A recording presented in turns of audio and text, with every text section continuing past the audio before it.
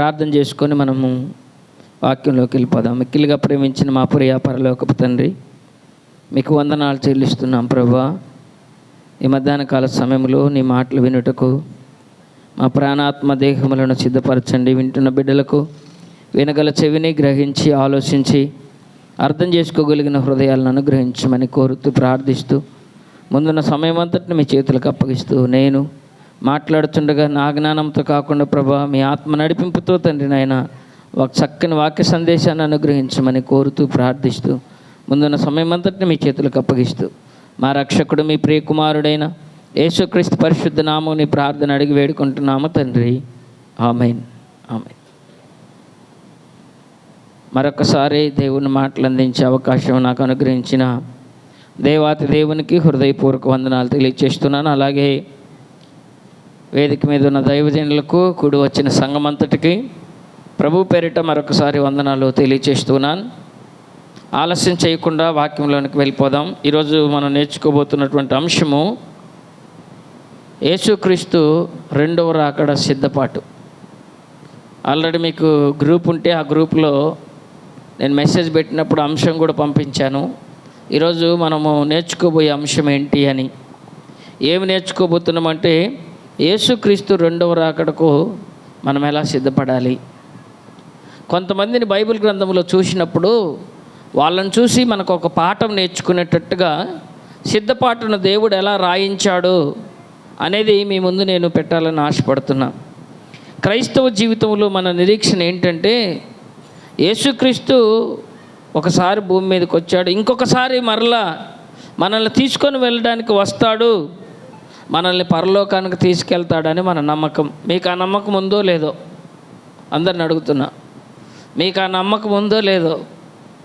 క్రైస్తవుల నమ్మకం ఏమై ఉండాలంటే యేసుక్రీస్తు రక్షకుడిగా ఈ భూలోకానికి ఒకసారి వచ్చాడు, మరణించి చనిపోయి మరణించి సమాధి చేయబడి పాతిపెట్టబడి తిరిగి లేచి పరలోకానికి వెళ్ళాడు. ఆయన వెళ్ళి మనకు ఇల్లు కడుతున్నాడట. నేను వెళ్ళి మీకు స్థలం సిద్ధపరుస్తున్నాను, మరలా నేనున్న చోట మీరుండులాగున నేను వచ్చి మరలా మిమ్మల్ని తీసుకొని వెళతాను, మీ హృదయాలను కలవరపడనీయకండి అని ప్రభు చెప్పి వెళ్ళాడు. మరలా వస్తాడు, మనల్ని తీసుకొని వెళతాడనే నమ్మకంలో ఈరోజు క్రైస్తవ ప్రపంచం ఉంది. ఆ నమ్మకం నిజమే, ఆ నమ్మకం అబద్ధము కాదు. యేసుక్రీస్తు జీవితంలో జరిగిన ప్రతిదీ నిజము అన్న సంగతిని మీ అందరికీ తెలియచేస్తున్నా. కానీ క్రైస్తవులు ఈరోజు నమ్మట్లేదు, నమ్మి వదిలేస్తారు, విని వదిలేస్తారు. విని పరిశీలించట్లేదు, వాక్యాన్ని విని వదిలేస్తున్నారు. విని వదిలేస్తే ప్రయోజనం ఏముంది? వినాలి, విన్న దానిని పరిశీలించాలి. ముందు నాని మెసేజ్ చెప్పినప్పుడు బైబిల్ వర్సెస్ సైన్స్ అని వాక్యం చెప్పాడు. బైబిల్ ఎప్పుడు చెప్పింది, సైన్స్ ఎప్పుడు చెప్పింది? కానీ సైన్స్ ఎందుకు గొప్పైంది, బైబిల్ ఎందుకు ఈ లోకంలో పరిగణలోకి తీసుకోవట్లేదంటే దేవుణ్ణి గొప్ప చేయటం మనుషులకు ఇష్టం లేదు. కానీ దేవుడు గొప్పవాలంటే ముందు మనం పరిశీలించాలి. అప్పుడు దేవుని సంగమా ఈ విషయాన్ని మీరు అందరూ ఆలోచించండి. అందుకని మనం ఏ అంశం చెప్పినా దాన్ని పరిశీలించే ప్రయత్నం చేయండి. ఏది కూడా విని విడిచిపెట్టే భక్తులుగా మనం ఉంటే యేసుక్రీస్తు వచ్చినప్పుడు మనం పరలోకం వెళ్ళే గుంపులో మనం ఉండము అని మీకు తెలియజేస్తున్నాం. విని విడిచిపెట్టద్దు, విని వాక్యానుసారంగా ప్రవర్తించే ప్రయత్నం మనందరం చేయాలి. ఇంతకీ మనం వింటున్నామా? విని మనం మారుతున్నామా? విన్న మనము మారకపోతే ప్రయోజనం ఏముంది? యేసుక్రీస్తు వస్తాడు, యేసుక్రీస్తు వస్తాడు, యేసుక్రీస్తు రెండోసారి వస్తాడు, వచ్చి మనల్ని తీసుకొని వెళతాడని అందరూ చెబుతున్నారు, మనము చెబుతున్నాం, వింటున్నాం, చదువుతున్నాం, కానీ పట్టించుకోవట్లేదే. ప్రయోజనం ఏముంది? ఆలోచించండి ప్రియ దేవుని పిల్లలారా. యేసుక్రీస్తు ఎలా వస్తాడో తెలుసా మీకు? ఎలా వస్తాడో ఒక్కసారి వాక్యంలోకి వెళ్ళి చూద్దాం. దశలోనిలకు రాసిన మొదటి పత్రిక 5వ అధ్యాయం మొదటి వచనం. దశలోనికైలకు రాసిన మొదటి పత్రిక 5వ అధ్యాయం మొదటి వచనాన్ని చదువుకుందాం. సహోదరులారా, ఆ కాలములను గూర్చియు ఆ సమయములను గూర్చియు మీకు వ్రాయనక్కరలేదు. రాత్రివేళ దొంగ ఎలాగు వచ్చునో అలాగే ప్రభువు దినము వచ్చునని మీకు బాగుగా తెలియను. యేసుక్రీస్తు ఎప్పుడు వస్తాడో పౌలు గారు ఇక్కడ దెసలోనికలో ఉన్న సంఘముతో మాట్లాడుతూ ఒక మాట జ్ఞాపకం చేస్తుండే. ఏమనంటే, సహోదరులారా, ఆ కాలములను గూర్చియు ఆ సమయములను గూర్చియు మీకు రాయనక్కరలేదు. యేసుక్రీస్తు ఎలా వస్తాడో మీకు తెలుసు, ఆల్రెడీ తెలుసు, కానీ మీరు మర్చిపోతున్నారు. మీకు మళ్ళా చెప్పాల్సిన అవసరం లేదు. క్రైస్తవులకు మళ్ళా చెప్పాల్సిన అవసరం ఉందా? కానీ ఈరోజు ఏర్పడింది. ఎందుకంటే విని విడిచిపెట్టేస్తున్నారు కదా, విని పట్టించుకోకుండా ఉంటున్నారు కదా, విని పెడచెవిన పెడుతున్నారు కదా, ఇక తప్పట్లేదండి. కానీ పౌలు గారు అంటుండు, మీకు రాయనక్కర్లేదు. యేసుక్రీస్తు దినం ఎలా వస్తుందో మీకు ఆల్రెడీ తెలుసు. ఎంతోమంది సేవకులు, ఎంతోమంది స్పీకర్స్, ఎన్నో ప్రసంగాలలో మనం విన్నాం. ప్రసంగాలలోనే కాదు, మన చేతిలో ఉన్న బైబిల్లో కూడా మనం ఎన్నోసార్లు చదివాం. యేసుక్రీస్తు ఎలా వస్తాడంటే, ఆయన రోజు ఎలా రాబోతుందంటే చెప్పకుండా వస్తాడు. సడన్గా వస్తాడు. సడన్గా ఏమైనా జరగవచ్చు. ఏ క్షణమో, ఏ గడియో, ఏ రోజో, ఏ డేటో, ఏ నెలో, ఏ సంవత్సరమో, ఎప్పుడు వస్తాడో తెలియదు. మీరు సిద్ధపడి ఉండాలి. ఎప్పుడొచ్చినా, ఏ క్షణము ప్రాణం పోయినా మనం పరలోకాలకు వెళ్ళడానికి సిద్ధంగా ఉన్నామా? పరిశుద్ధంగా, నీతిగా, భక్తిగా, యథార్థంగా, దేవునికి ఇష్టమైనట్టుగా, దేవుని చిత్తాన్ని నెరవేర్చేవారిగా మనం ఉన్నామా లేదా మీరు ఆలోచించండి. మీకు తెలుసు ఆయన ఎప్పుడు వస్తాడో, ఏ క్షణములో వస్తాడో మనకు తెలీదు. దొంగలాగా వస్తాడు. దొంగ చెప్పకుండా వచ్చినట్టుగా యేసుక్రీస్తు దినము కూడా ఒకరోజు సడన్గా జరిగిపోద్ది. మనం ఊహించని సంఘటనలు జరుగుతాయి. అప్పటికే మీరు సిద్ధపడి ఉండాలి అని వాక్యం చెప్తుంది. ప్రియ దేవుని పిల్లలారా, మరి మనం సిద్ధపడి ఉన్నామా? యేసుక్రీస్తు రెండవ రాకడ కొరకు సిద్ధపాటు కలిగిన సంఘముగా, సిద్ధపాటు కలిగిన కుటుంబముగా, సిద్ధపాటు కలిగిన వ్యక్తిగత జీవితము మన బ్రతుకుల్లో ఉందో లేదో మీరే ఆలోచించాలి, పరిశీలించాలి. ప్రియ దేవుని సంఘమా, ఇదిగో జాగ్రత్త. ఆయన వచ్చినప్పుడు చాలా సంఘటనలు జరుగుతాయి. వాటి గురించి నేను మీకు వివరిస్తా. ఎలా ఉంటుంది ఆయన వచ్చేటప్పుడు ఏమేమి జరుగుతాయని చెప్పాడు అని మీరు ఆలోచిస్తే మత్తయి సువార్తలోకి వెళ్దాం ఒకసారి. మత్తయి సువార్త 24వ అధ్యాయము 8వ వచనం చదువుకుందామండి. మత్తయి సువార్త 24వ అధ్యాయము 8వ వచనాన్ని చదువుకుందాం. అక్కడక్కడ కరువులను భూకంపములను కలుగును. ఇవన్నీ వేదనలకు ప్రారంభం అన్నాడు. అంటే యేసుక్రీస్తు రాబోయే ముందు సూచనలు.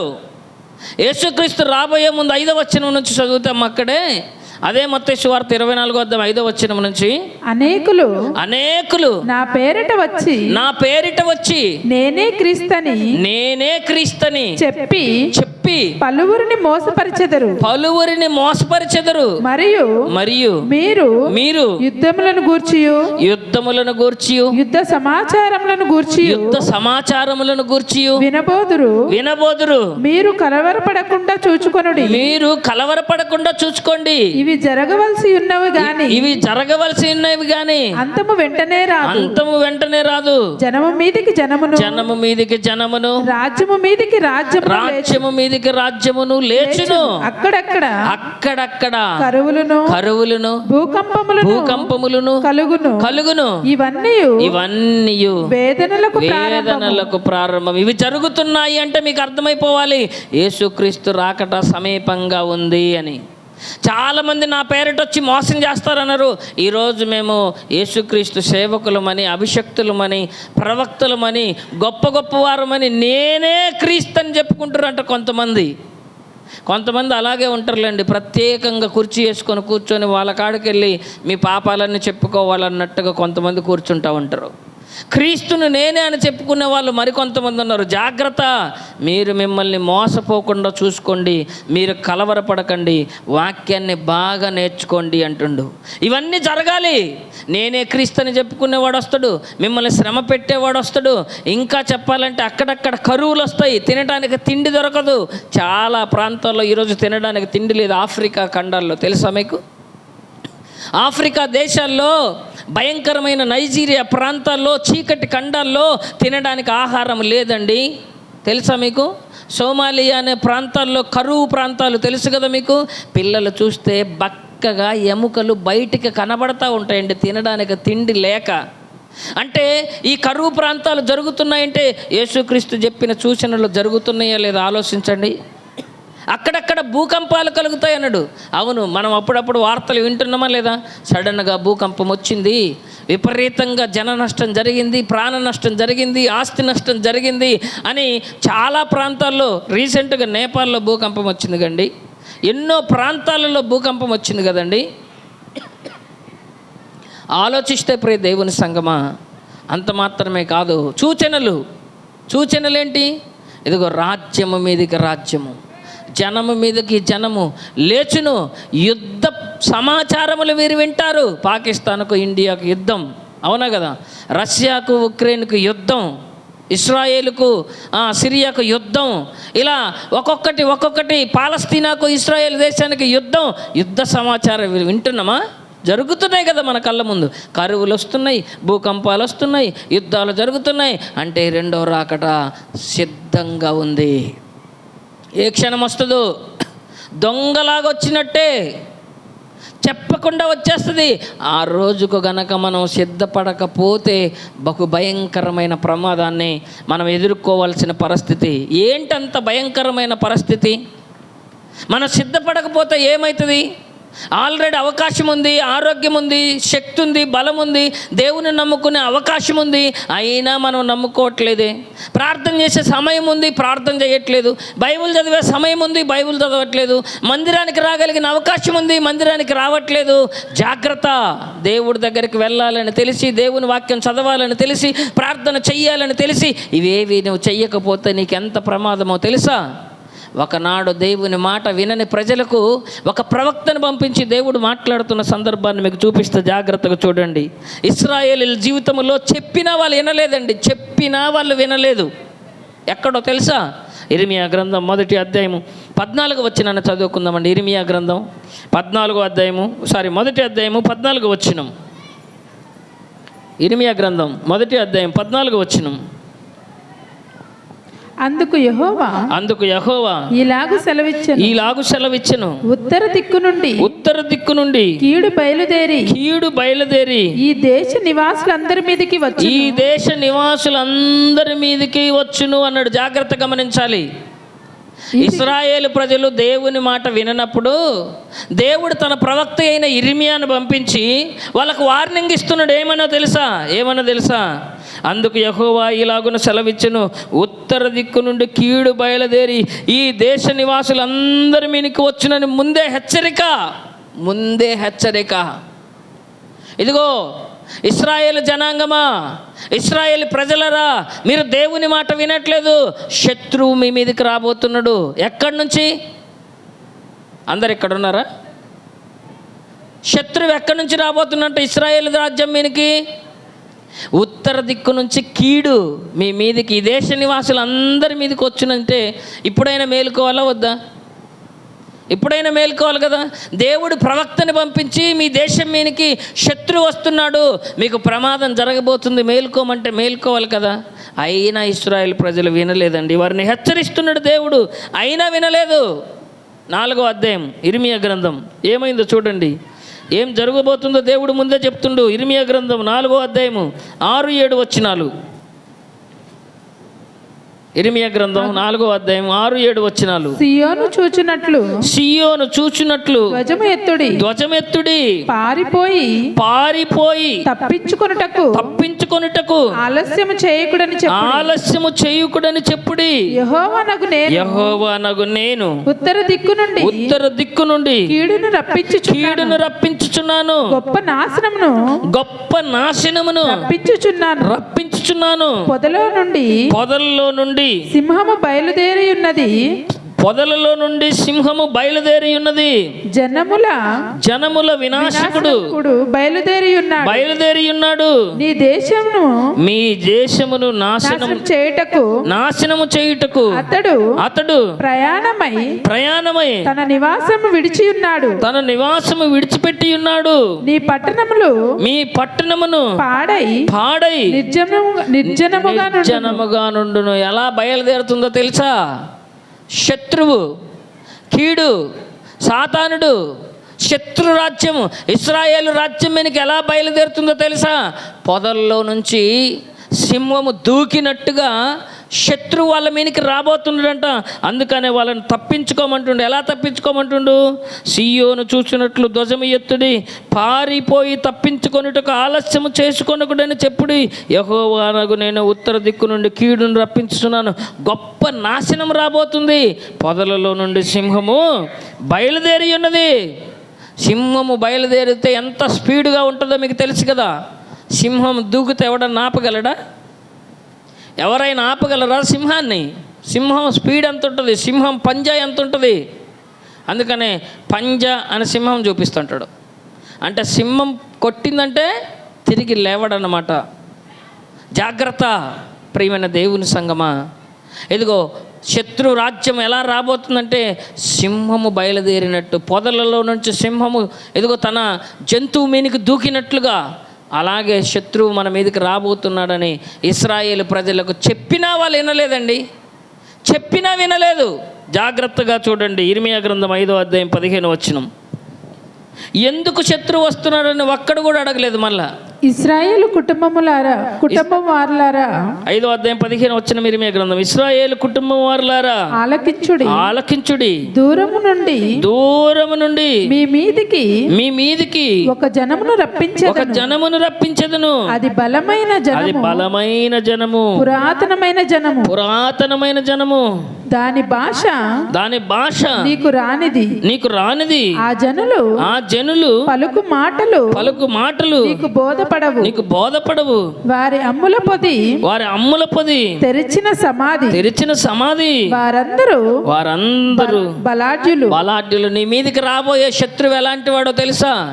ఇశ్రాయేలు రాజ్యమును బబులోను రాజ్యం వచ్చి ఇశ్రాయేలు రాజు వచ్చి ఓడించబోతున్నాడని ఇశ్రాయేలు వారికి ముందుగానే చెప్పినా వాళ్ళు వినలేదండి. శిక్ష రాబోతుంది. మీ దేశానికి నాశనం రాబోతుంది.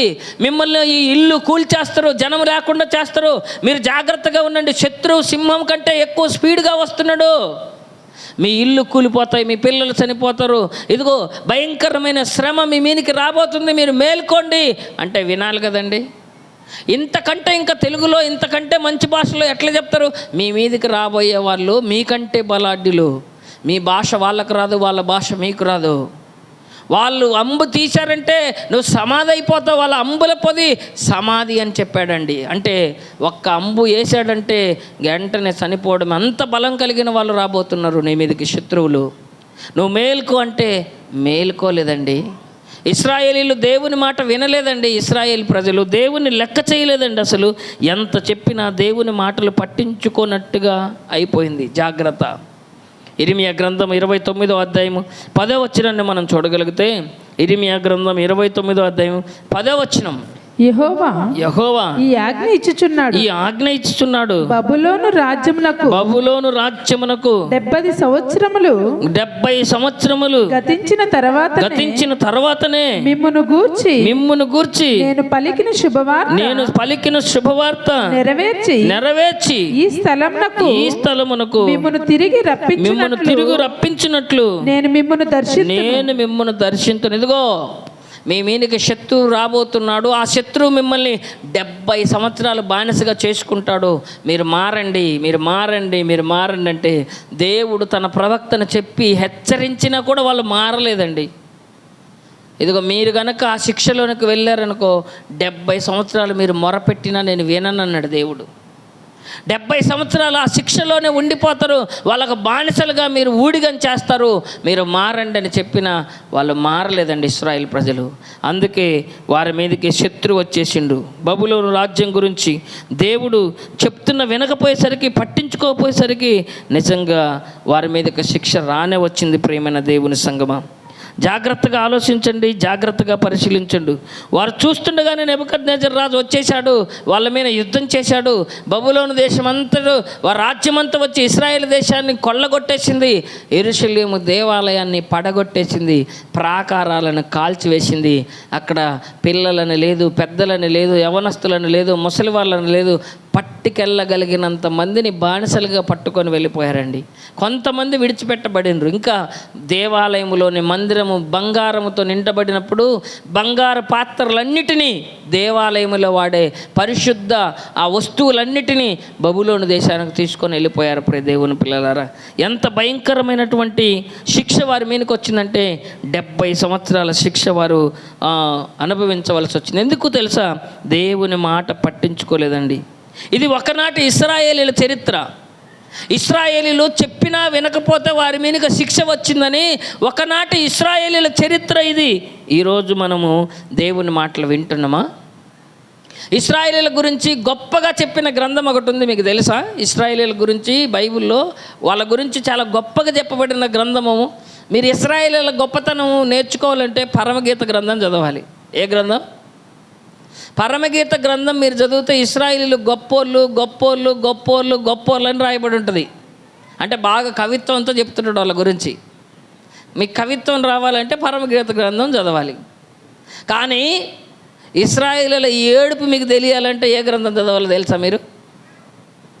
ఇశ్రాయేలీల ఏడుపు మీకు తెలియాలంటే ఏ గ్రంథం చదవాలంటే విలాప వాక్యములు చదవాలి. చెరకెళ్ళిపోయారు, శిక్షలోకి వెళ్ళిపోయారు, ఏడుస్తున్నారు ఏడుస్తున్నారు ఏడుస్తున్నారు ఏడుస్తున్నారు. అయినా పట్టించుకోలేదు. దేవుడు ముందే చెప్పాడు 70 సంవత్సరాలు శిక్షలోకి వెళ్ళిపోతారు, మారమంటే మారలేదు. దేవుడు చెప్పినా విననందుకు వాళ్ళు శిక్షలోకి వెళ్ళిపోయారు. ఏడ్చాడండి, ఏడ్చాడు. ప్రవక్త కూడా ఏడ్చాడు. అందుకని విలాప వాక్యములు అని ఒక గ్రంథాన్ని రాశాడు ఇర్మియా గారు.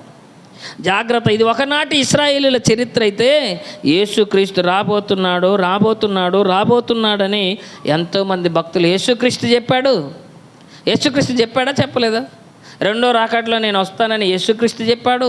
యేసుక్రీస్తు తర్వాత ఎవరు చెప్పారు? అపోస్తులు, 12 మంది శిష్యులు.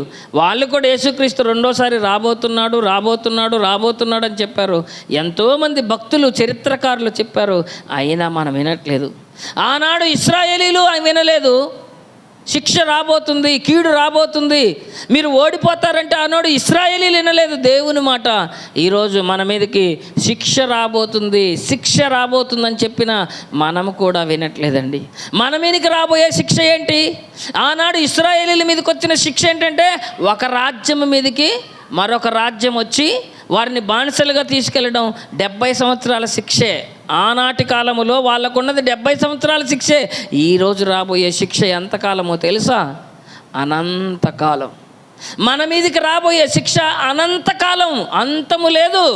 అగ్ని ఆరదు, పురుగు చావదు. అగ్ని ఆరదు, పురుగు చావబోవదు. అనంతకాల శిక్ష మన మీదకి రాబోతుంది. మారకపోతే, వినకపోతే. దేవుడు ఈరోజు మనకు చెప్తున్న మాట ఏంటో తెలుసా? యేసుక్రీస్తు రెండవ రాకడ రాబోతుంది, యేసుక్రీస్తు రెండవ రాకడ రాబోతుంది అని నేను చెప్తున్నాను అనుకుంటారా? ఒకసారి యేసుక్రీస్తు వచ్చినప్పుడు ఎలా ఉంటుందో పేతురు చెప్తుండే. ఒకసారి చూడండి, పేతురు రెండవ పేతురు పత్రిక, పేతురు రాసిన 2వ పత్రిక 3వ అధ్యాయము 11వ వచనం చదువుకుందాం. ఇవన్నీ ఇట్లు లయమైపోవునవి గనుక ఆకాశములు రవులుకొని లయమైపోవునట్టు పంచభూతములు మహావేంద్రముతో కరిగిపోవునట్టు దేవుని దినపు రాకడ కొరకు కనిపెట్టుచు దానిని ఆశతో ఆపేక్షించు. యేసుక్రీస్తు వచ్చినప్పుడు ఏమైపోతుందో తెలుసా? ప్రభు రెండో రాకట్లు వచ్చినప్పుడు ఇవన్నీ ఇట్లు లయమైపోవున్నవి గనుక ఈ పంచభూతములు మహావేంద్రముతో కరిగిపోతాయి అని చెప్పిండండి. ఆకాశము, భూమి మీద ఉన్న ఏవి కూడా, ఆకాశము భూమి లేకపోతే ఇక పంచభూతాలు ఏడున్నాయి చెప్పండి? అన్ని మిక్కటమైన మహావేంద్రముతో కరిగిపోతాయి అని చెప్పాడండి. యేసుక్రీస్తు వచ్చినప్పుడు ఇవేవి ఉండవిగా.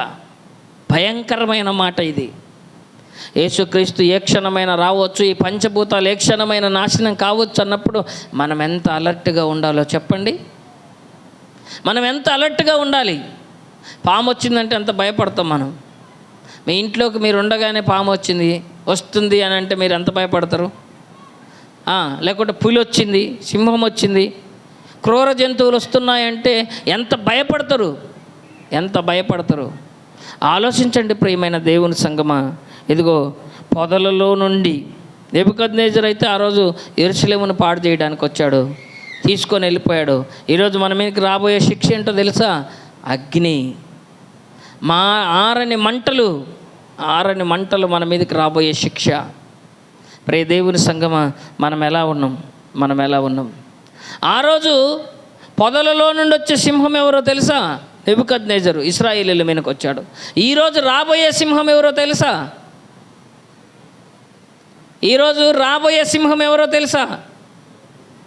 యూదా గోత్రపు కొదమ సింహమైన ఆ రోజు సింహం ఎవరితో పోల్చాడంటే నెబుకద్నెజర్ని పోల్చాడు. ఈరోజు రాబోయే సింహం ఎవరంటే యేసుక్రీస్తు, యూదా గోత్రపు కొదమ సింహము. పొదల్లో నుంచి దూకినట్టు ఈసారి వచ్చేటప్పుడు దయ లేదు, జాలి లేదు, కనికరం లేదు. దయ ఉన్నా, జాలి ఉన్నా, కనికరం ఉన్నా ఇప్పుడు నడుస్తుంది. అవకాశం ఉంది. మారండి అంటుండు, మొరపెట్టుకోండి అంటుండు, రక్షించబడండి అంటుండు, బాప్తిస్మం తీసుకోమంటుండు.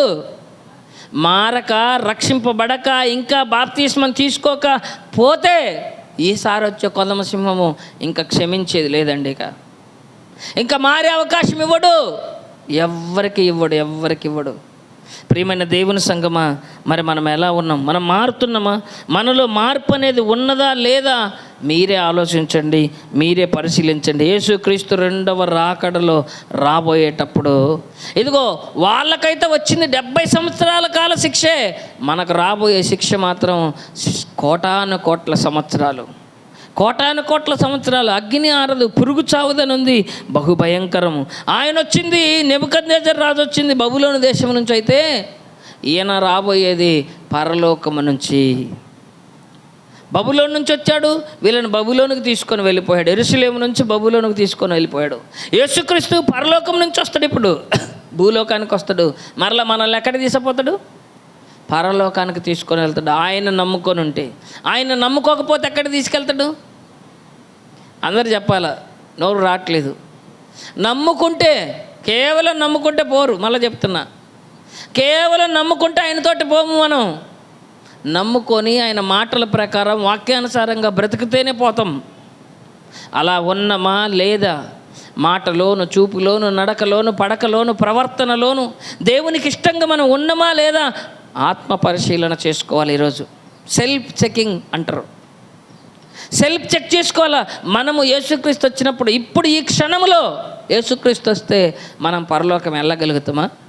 అలాంటి మంచి భక్తి, అలాంటి మంచి ప్రార్థన, అలాంటి మంచి నీతి, అలాంటి మంచి యథార్థత క్రైస్తవులమైన మనకు ఉందా లేదా? మీరు ఆలోచించండి ప్రియ దేవుని పిల్లలారా. ఏ క్షణం ఏం జరుగుతుందో మనకు తెలుసా? ఏ క్షణం ఏం జరుగునో ఎవరికీ తెలియదు అన్నాడండి. రేపేమి జరుగునో నీకు తెలీదు. ఏ నాటికి ఆ నాటికి చాలన్నాడండి. జాగ్రత్త. చేసిన తప్పులు చాలండి, చేసిన పాపాలు చాలండి, ఆడిన అబద్ధాలు చాలండి, చేసిన మోసాలు చాలండి, జీవించిన దుర్మార్గపు జీవితం చాలండి, చేసిన వేషాలన్నీ చాలండి. ఇకనైనా మనం సిద్ధపడదామండి. ప్రభువు రాకట సిద్ధంగా ఉంది. అక్కడక్కడ భూకంపాలు, అక్కడక్కడ రాజ్యం మీదకి రాజ్యము, జనము మీదకి జనము, కరువులు, భూకంపాలు, అక్కడక్కడ ఈ పరిస్థితులు మీరు వింటారు. యుద్ధ సమాచారములు వింటారన్నాడు. అన్నీ జరుగుతున్నాయి. ప్రభువు రాకడ వచ్చేలోపు మనం సిద్ధంగా ఉండాలి. ఆనాడు ఇశ్రాయేల్ ప్రజలు చెప్పినా హెచ్చరించినా వారు మారలేదు. ఈరోజు కూడా వాక్యం మనల్ని హెచ్చరిస్తుంది, సేవకులు మనల్ని హెచ్చరిస్తున్నారు, దేవుని మాటలు మనల్ని హెచ్చరిస్తున్నాయి. అయినా మనం మారకపోతే ఏ క్షణము ప్రభువు రాకడ వచ్చినా ఆ క్షణం మనం నరకానికి వెళ్ళిపోతాం. ప్రియ దేవుని పిల్లలారా, బ్రతికే 60-70 సంవత్సరాల ఈ చిన్న జీవితకాల సమయంలో మనం ప్రభువును గట్టిగా నమ్మాలండి. ఏదో నామకార్థంగా నమ్మకూడదు, కానీ ప్రభువును నిజంగా గొప్పగా నమ్మాలి. దేవుణ్ణి ఘనంగా ఆరాధించాలి. దేవుని కోసం సాక్షిగా బ్రతకాలి. ప్రియ దేవుని పిల్లలారా, ఏ నిమిషం ఏం జరుగుతుందో ఎవరికి తెలియదండి. ఏ నిమిషం ఏం జరుగుతుందో ఎవరికి తెలీదు. ఒక చిన్న సంఘటన చెప్పనా? ఒక చిన్న సంఘటన. ఏ నిమిషం ఏం జరుగుతుందో ఎవరికి తెలియదని అంటే చిన్న సంఘటన చెప్తానండి. నిన్నటి దినాన ఒక తమ్ముడు రవి అని, ఇక్కడ రవి చేపలకి వెళ్ళి చేపలు పట్టుకొని వచ్చాడండి. తమ్ముడికి 2 పిల్లలు, బాయ్స్. సంతోషంగా తమ్ముడు రోజులాగే వెళ్ళాడు, చేపలు పట్టుకున్నాడు, వచ్చాడు. ఇక చేపలు పట్టుకొని ఇంటికి వస్తే పిల్లలు డాడీ అనుకుంటూ పరిగెత్తుకుంటూ వచ్చారు. సంతోషంగా చూశారు. వాళ్ళు అలా ఆనందిస్తున్నప్పుడు పక్కనే హీటరు, నీళ్లు వేడి చేసి ఉన్నాయి, హీటర్ పెట్టుంది. కానీ ఆ హీటర్ తీసేశారు. అప్పటికే పిల్లలు ఆడుకుంటున్నారు. డాడీ వచ్చాడన్న ఆనందంలో ఆడుకుంటూ వెనక్కి వెళ్ళాడు. ఆ నీళ్ళలో పడిపోయాడండి. స్కిన్ అంతా బాగా కాలిపోయింది. అసలుగా హీటర్ పెట్టుంటే ఇంకెంత ప్రమాదం జరిగి ఉండేదో. బై గాడ్స్ గ్రేస్ తీశారు. అప్పటి వరకు వారందరూ హ్యాపీగా ఉన్నారు. కానీ ఒక్క క్షణంలో వాతావరణం ఏమైపోయింది? మారిపోయిందండి. నాకు ఫోన్ వచ్చిందండి. నాకు ఫోన్ వచ్చేసరికి ఆ మాటలు వింటుంటే ఇక్కడ స్కిన్ అంతా ఇలా లేచిపోయి మొత్తం వైట్ అయిపోతే అది నిజంగా చిన్న ప్రాణం ఎలా తట్టుకుందని గుండె విలవిలలాడిందండి నాకైతే. నిజంగా మీరు కూడా చూస్తే అలాగే బాధపడతారు. అప్పటి వరకు ఎవరికి తెలియదండి, పిల్లలకు అలా అవుతుందని ఎవరు ఊహించలేదండి. చూసారా? కుటుంబంలోనే ఊహించిన సంఘటనలు ఎన్ని జరుగుతుంటే మన జీవితంలో ఇంకెన్ని జరుగుతాయో ఎవరికి తెలుసు? చెప్పండి ప్రియ దేవుని పిల్లలారా. లక్కీగా ప్రాణాపాయం లేకుండా చిన్న ప్రమాదంతో కుమారుడు ఇప్పుడు రెస్ట్ తీసుకుంటున్న, ట్రీట్మెంట్ అయినా టైం పడుతుంది బాగవ్వడానికి. బాగా కాలిపోయింది, విపరీతంగా వేడి నీళ్ళు, చిన్న సెన్సిటివ్ శరీరం. తెలుసా మీకు? ఏ క్షణం ఏమవుతుందో ఎవరికి తెలుస్తుంది? చెప్పండి. పిల్లలు అందరు జాగ్రత్తగా ఉండాలి. పిల్లలందరూ, తల్లిదండ్రులు మీ పిల్లల్ని బహు జాగ్రత్తగా చూసుకోవాలి. పిల్లల విషయంలో నిర్లక్ష్యం చేయొద్దు. మన పిల్లల విషయంలో మనం ఎంత కేర్ తీసుకుంటున్నామో మన పరలోకములో ఉన్న తండ్రికి మనందరం అలాంటి పిల్లలమేనండి. ఆయన కూడా మన పట్ల అంతే జాగ్రత్త తీసుకుంటుండే. నా పిల్లలు ఎక్కడ చెడిపోతారో, ఎక్కడ పడిపోతారో, ఎక్కడ ఈ లోకములో పడిపోయి నాకు దూరం అయిపోతారని మన కన్న తండ్రి మన గురించి నిత్యము ఆలోచిస్తున్నాడండి. ఆయన ప్రయత్నం అంతా మనల్ని కాపాడుకోవాలని, శిక్ష నుంచి తప్పించాలని, నరక శిక్ష నుంచి మనల్ని తప్పించాలని మన పరలోకపు తండ్రి మనల్ని సిద్ధపరుస్తున్నాడండి. అందరూ సిద్ధపడాలి యేసుక్రీస్తు రెండవ రాకడ కోసం. ఆయన ఎప్పుడు వచ్చినా, ఏ క్షణంలో వచ్చినా ఆయనతో పాటు వెళ్ళడానికి నేను కష్టపడి ఉన్నాను. ఆయన చెప్పాలి, నా కుమారుడు రా, నువ్వు నా కోసం కష్టపడ్డావు నాన్న, నువ్వు మంచి మీటింగులు చేసావు, మంచి వాక్యం చేసావు, మంచి పరిచర్య చేసావు, మంచిగా వంటలు వండావు, మంచిగా ఊడ్చావు, మంచిగా సర్దావు, మంచిగా వడ్డించావు, మంచిగా పరిచర్య ధర్మం జరిగించావమ్మా, నా కుమార్తె రా అని నిన్ను పిలవాలి ఆయన వచ్చిన రోజున. బలా మంచి నమ్మకమైన దాసుడా, లోకం పుట్టక మునుపు నీ కోసం ఏర్పాటు చేయబడిన పరలోకాన్ని నువ్వు స్వతంత్రించుకో. ప్రియమైన దేవుని సంగమా, జాగ్రత్తగా ఆలోచించండి, జాగ్రత్తగా పరిశీలించండి.